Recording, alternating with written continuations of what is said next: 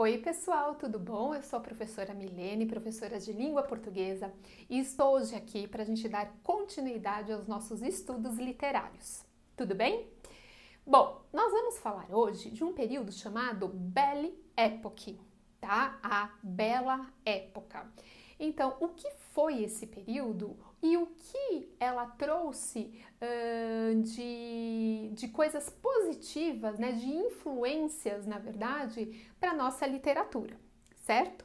Então, a Belle Époque que nós temos aqui foi um período que aconteceu de desenvolvimento francês, que começa em 1870 e vai até 1914. 1914 é o início da Grande Primeira Guerra Mundial. E vocês há de concordar comigo que uma grande guerra não vai ter nenhum avanço, progresso, algo positivo aí dentro. Então ela se encerra nesse período, certo?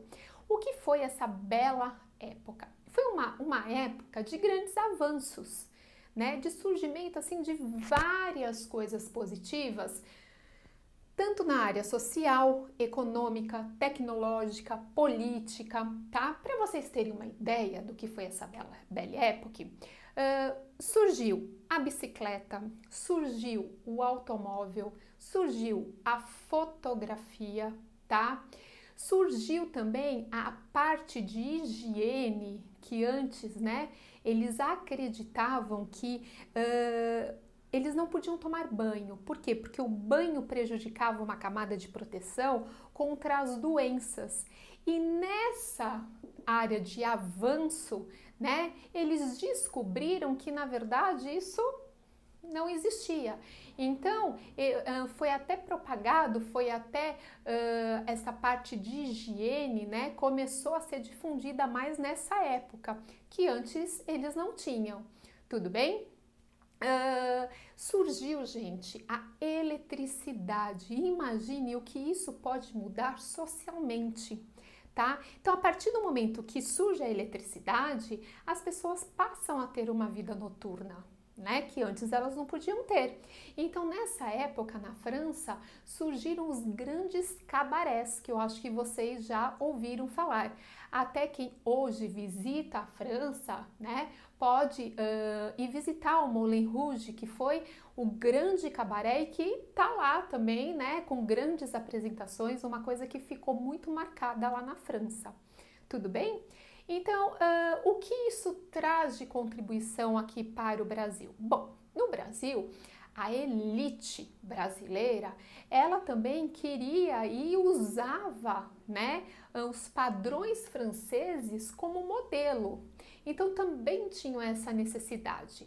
Tudo bem? Então, assim, de seguir todo com relação à vestimenta, com relação ao comportamento, né? Então, a França ficou muito como modelo de uma época para uma elite, certo?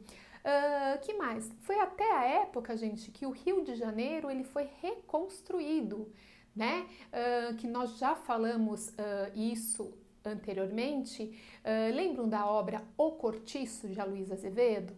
Então, assim, que na área central tinham esses cortiços que, quando foi reconstruído o Rio de Janeiro, eles subiram para o morro, né? Para que a área central tivesse muito aquele aspecto do europeu, tá? Olha que interessante, foi nessa época que em São Paulo foi construído o nosso Teatro Municipal. O Teatro Municipal ele começou a ser construído em 1903, tá? E ele só foi inaugurado em 1911. Olha o tempo de construção. Ele existe na Praça Ramos de Azevedo, inclusive essa praça ela recebe o nome do arquiteto Ramos de Azevedo, né? Que ele foi construído, né? Esse arquiteto ele usou o modelo da Ópera de Paris, né? E trouxe para o Teatro Municipal. Bom, o que o Teatro Municipal representa? Representa, assim, o glamour, né? Aquele onde a elite ia assim totalmente arrumada, era um grande evento quando elas iam inicialmente assistir somente óperas, né? Depois foi aberto a um outro tipo de espetáculo, tá? Mas era assim uma coisa grandiosa. Não sei se vocês já tiveram a possibilidade de conhecer o Teatro Municipal. Pessoal, é algo assim magnífico. O estilo do Teatro Municipal, ele é eclético, tá? Então ele tem tanto características renascentistas quanto características barrocas, tá? Então tem uma mistura aí. O que é interessante saber é que assim, que as grandes peças, né? Então assim, peças magníficas de cobres, lustres, né? De cristais magníficos. Então aquelas coisas assim monumentais, né? Elas vinham de navio lá da Europa. Então imaginem o tempo, por que esse tempo tão extenso para a construção do teatro? Justamente por isso, imagina o tempo que levava para trazerem, né, esse material lá da Europa para São Paulo, tudo bem? E assim, é algo que você fica realmente encantado, parece que você está assim, né, em um outro mundo. Só para conhecimento então de vocês, o Teatro Municipal, ele sempre tem visitas monitoradas marcadas, tá? Mas também tem um tour virtual. Se você entrar no site do Teatro Municipal, e aí fica a dica, tá? Que é interessante para vocês visualizarem, sentirem aquele período, como foi importante, tá? Então, tanto que na inauguração, eles ficaram encantados, porque, né, tinha energia elétrica, né? Então, foi levado primeiramente ao Teatro Municipal. Teatro Municipal, que depois, mais tarde, falaremos, né? A respeito da semana de 1922, é aquela semana, né, da chamada arte moderna. Por quê? Porque foi exatamente no Teatro Municipal, tá, nos dias 11, 13 e 15 de fevereiro de 1922, dias alternados, que aconteceu essa Semana da Arte Moderna e que revolucionou a nossa literatura com o chamado, né, com um movimento depois que nós vamos ver, que é o modernismo. Tudo bem? Então, onde grandes, né, poetas, cantores, artistas em geral se apresentaram. Tudo bem? Palco, então, Teatro Municipal da nossa Semana da Arte Moderna de 1922. Bom, o que essa Belle Époque trouxe, né, para nossa literatura? É o chamado parnasianismo, tudo bem? Então, depois do realismo, nós estamos no momento chamado de parnasianismo. O que foi o parnasianismo? Bom, o parnasianismo é a chamada disciplina do bom gosto, tá? É chamado também de arte pela arte. Então vai ser algo em que vamos pensar no ourives, tá? Aquele que faz a joia, que lapida a joia. O que acontece? O ourives, ele tem toda uma preocupação estética, né? Para deixar aquela joia bonita. É exatamente assim que os poetas dessa época pensavam na poesia. Eles se preocupavam mais em lapidar e usar palavras que nós chamamos de palavras preciosas, tá? Para deixar aquilo bonito, esteticamente bonito. Então foi uma arte que tem muito reflexo da Belle Époque. Por quê? Tá? Porque ela vai contra aquele sentimentalismo romântico. É uma arte superficial, vamos dizer assim. E se a gente pensar numa elite, a elite que estava preocupada e que estava, naquela época, né, que participava daquele período, ela não tinha essa preocupação muito aprofundada, né? Então a preocupação mesmo era uma preocupação formal com essa arte. Então o poeta, ele escrevia e trabalhava essas palavras. O interessante que eu quero que vocês gravem é que as figuras de linguagem foram extremamente pouco utilizadas, tá? Quase nada de utilização de figuras de linguagem, tudo bem? Então eu coloquei aqui para vocês as principais características do parnasianismo. Então vamos lá. Poesia descritiva, tá? Então ele não está preocupado, né, com a consciência, com atos, com o uso de figuras de linguagem, é algo mais superficial, tá? Preocupação com a técnica para ornamentar, para trabalhar com o texto, né? A parte formal dele sendo perfeita, sem o excesso sentimental, que é aquele sentimentalismo que vem da época do romantismo, tá? Temas da antiguidade clássica, então ele vai voltar, porque o classicismo, lembrando, tudo que é clássico é padronizado, né? É estruturado, tudo bem? É isso, essa arte pela arte que nós chamamos esse período parnasianismo, tá? Palavras como preciosismo, tá? Então as palavras tinham que ser algo precioso, e a arte pela arte. É interessante também, gente, eu sempre costumo comentar da onde que vem o nome, né? Então o parnasianismo vem de Parnaso. O que é Parnaso? Parnaso era uma montanha, tá? Onde os deuses eles se encontravam, tá? E tinham as grandes musas, né? Então como se fosse um habitat lá desses grandes deuses. Por isso esse reflexo do que nós falamos aqui da antiguidade clássica. Tudo bem? Então vou deixar um tempo aqui para vocês tirarem um print da tela e já voltamos a falar agora sobre o principal poeta dessa época.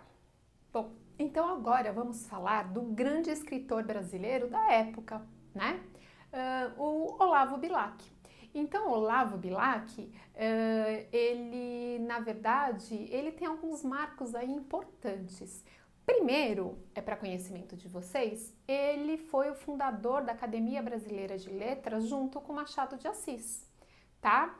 Marco muito importante. Ele também foi o responsável por escrever o nosso hino à bandeira, tá? E isso foi muito importante, porque assim, a nossa bandeira, ela surge, né, em 1822, depois, em 1889, com a proclamação da República, ela tem lá umas alterações, e justamente em 1906, Olavo Bilac, ele escreve a letra dessa música. Então, não sei se vocês lembram, né? Todo mundo lembra do nosso hino brasileiro, mas não lembra da nossa hino à bandeira, né? Então tem lá: salve o lindo pendão da esperança, salve o símbolo augusto da paz. Tua nobre presença, ó lembrança, a grandeza da pátria nos traz. Para que foi escrito? Justamente para enaltecer, para engrandecer, nossa pátria, né? A figura do Brasil, então para mostrar a nossa grandeza. E ele foi responsável por essa letra, certo? Então só coloquei aqui para vocês um trecho, na verdade, uma estrofe. Isso aqui é um soneto, tá? Como eu disse para vocês, tem aí grande influência clássica, então tem um trabalho muito belo, tá, do Olavo Bilac com relação ao soneto, porque ele era muito fã de Camões, de Boccaccio, né, que trabalharam com esse estilo, né, com esse estilo formal. Então ele trabalha aqui também. Eu pus só a primeira estrofe para vocês terem uma ideia dessa, vamos dizer, superficialidade, não desse trabalho, né, com figuras de linguagem, de ir além, de um trabalho de uma linguagem conotativa, que tem algo muito simples, tá, para vocês perceberem. Olha aqui, abissos, tá? Então esse é o título, que vem do latim e significa abismo, tudo bem?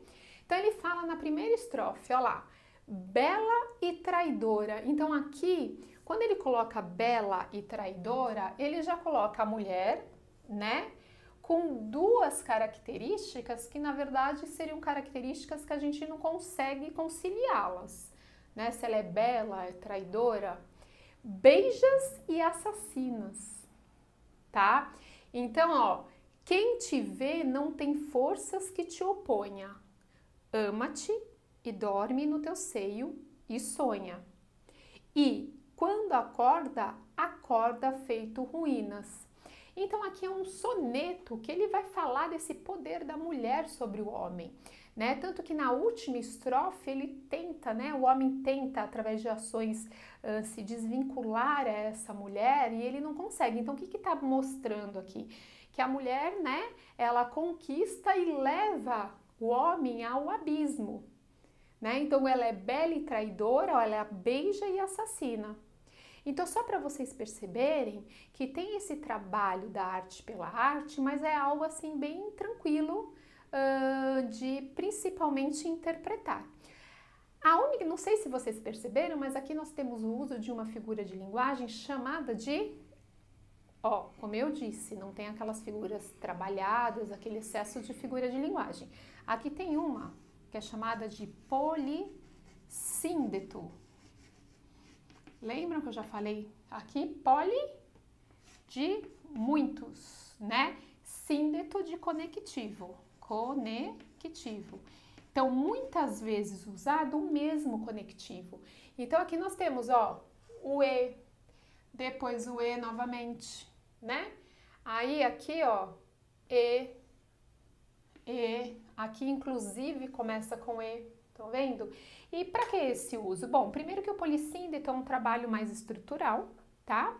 E ele vai utilizando para mostrar, para caracterizar melhor essa mulher. Então, sempre quando ele vai caracterizá-la, ele vai utilizando, né, essa figura de linguagem que vai marcando essa caracterização. Tudo bem? Então, aqui nós temos o Olavo Bilac, né, o maior representante do chamado parnasianismo. E na próxima aula nós veremos algo que está bem associado aí ao parnasianismo, que está ligadinho a ele, que é o chamado simbolismo, tá? E tem uma diferença aí bem crucial entre os dois, essas duas escolas literárias. Tudo bem? Espero que vocês tenham gostado. Até a próxima!